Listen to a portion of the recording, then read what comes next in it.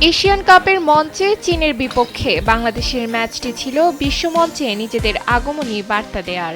৯ বারের চ্যাম্পিয়ন চীনের বিপক্ষে একাদশে সবচেয়ে বড় চমক গোলরক্ষক মিলি আক্তার। দুবারের সাফ জয়ী গোলরক্ষক রূপনা চাকমার জায়গায় দলে জায়গা পাওয়া মিলি দিয়েছেন আস্থার প্রতিদান।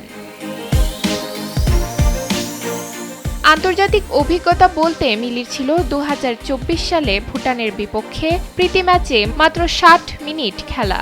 সেই সামান্য অভিজ্ঞতা নিয়ে মিলি এসেছেন সিডনিতে।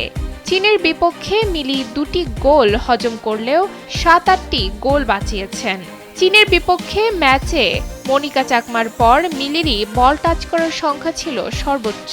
মনিকা ৭৪ বার ও মিলি দ্বিতীয় সর্বোচ্চ ৬১ বার বল টাচ করেন। আশা করা হচ্ছে উত্তর কোরিয়ার বিপক্ষেও বাটলার আস্থা রাখবেন মিলির ওপরই। তরুণ গোলকিপার মিলি আক্তার অনেকটাই মার্কিন কিংবদন্তি গায়ক এলভিস প্রিসলির মতো। সিডনিতে নারী এশিয়ান কাপের আবহে বাংলাদেশ কোচ পিটার বাটলার এমন মন্তব্যই করেছেন। কোরিয়া ম্যাচ সামনে রেখে ম্যাচের ভেন্যু সিডনি ওয়েস্টার্ন স্টেডিয়ামে সংবাদ সম্মেলনে কথা বলেন বাটলার। মিলির প্রশংসায় বাটলার বলেন, গোলকিপার মিলি অনেকটা এলভিস প্রিসলির মতো। তার দারুণ একটা স্টাইল আছে।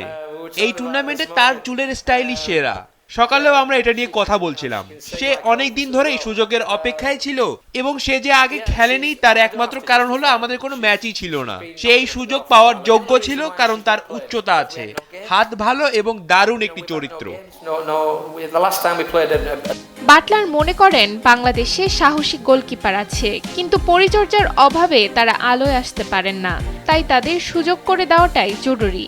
মিলি সামর্থ্যের ওপর পূর্ণ বিশ্বাস রাখছেন তিনি। তবে রূপনার আশাহত হওয়ার কিছু নেই। তিনি অবশ্যই দলের সবচেয়ে অভিজ্ঞ গোলরক্ষক।